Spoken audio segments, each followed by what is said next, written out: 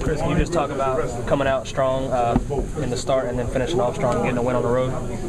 Yeah, we knew how important this game was. You know, it's been a long road trip. We gave one away in Cleveland. You know, they played well, but we felt like we gave one away in Cleveland. And this was one of those games where we knew that if we came in and handled business early, that we could put them away. You know, no reason to let a team like that stick around and then in the fourth quarter find a way to beat you. And how hard is it for you to, does your mindset change when you come in against a team that's struggling and lost 12, 13 in a row like that? How hard is it to keep it going like that against a team like that right now? Somewhat, you know, it's one of those things where it's about us, and I think it's like that for us every night. Right now, we feel like, you know, we're second in the West, so we got a target on our backs coming in every game, so we got to approach it with the right mindset, and I just feel like teams are going to give us games. How good can this team be this year? I think the sky's the limit, you know. And we just going to continue to work hard, not get ahead of ourselves, just understand that we control our own destiny.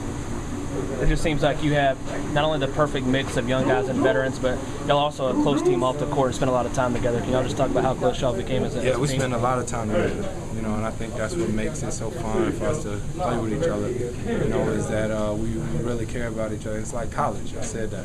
You know, in college you spend time together off the court, and we do that. Chris, how was it coming home? How many people did you have here? And just sort of talk about, I know you've done this before, but playing in North Carolina.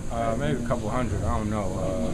My family rolls deep everywhere they go. And, you know, I live on the West Coast now, so this is the closest I get to home for a lot of months. So it's always special to look up there and see all my family. My brother and my dad was sitting on the court. So the best thing about this whole trip is that we staying here after the game, and now I can go eat with my family and see my grandparents and everything. Can you just talk a little bit about you and Blake Griffin and sort of he said that you guys don't normally call alley-oop, draw up alley-oop plays, it's more eye contact. Yeah, it's more chemistry and eye contact. He's a freak of nature, as y'all can see. So it's fun for me. You know, sometimes I get in trouble and all I know is all I got to do is throw the ball up to the rafters and he'll get it. Have you ever seen an ovation? He got an ovation from the visiting crowd when he came out of the game in the fourth quarter. Have you ever seen anything like that? I didn't even see it, but yeah, for him. Yeah, everywhere we go, he gets the loudest screams and everything like that. Were you surprised that you and Blake came back in late in the fourth when y'all were up pretty big? Yeah, I was surprised. I didn't want to, but I ain't have any problem with it. You know, it's always fun. Bobcats would love to follow y'all's blueprint. And you feel for them. They're a very struggling team right now, and you guys have a couple of superstars. They don't have any, but they're, you know. Yeah, they just got to keep working. You know, keep working. You know, Kemba's a great young talent, and I think when you got a starting point like that, you don't have a lot of turn.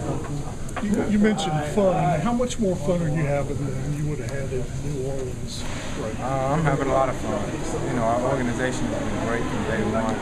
Like I say, our training staff, to my teammates, everything right now is truly been a blessing. So even though I'm not far away from home, the way we're playing basketball and the way my relationship is with these guys is well worth it.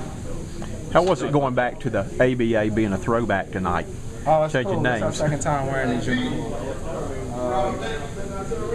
When did we wear them? We wore them against Memphis. Yeah, so we're 2-0 with them. So I'm cool with it. We can wear these whenever they want to. I'm surprised at the chemistry you and Blake not so working together very well. Yeah, we're still working on it. You know, we're still working on it, but it's a lot of fun. You know, with his basketball IQ, you can learn on the fly like that. This team was through together within a month.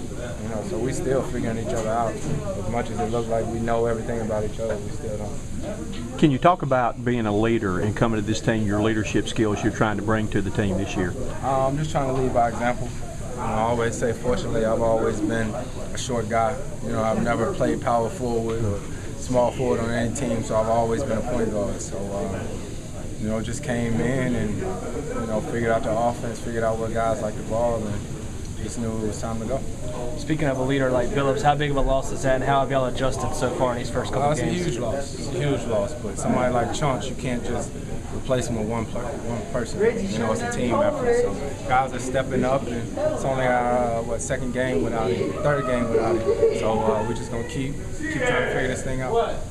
How big would it be to close off the last game in Dallas on a road trip? Huge. 5-1, 6-game road trip. That'll be big for us. Good luck. Appreciate it. Thank you. Thank you.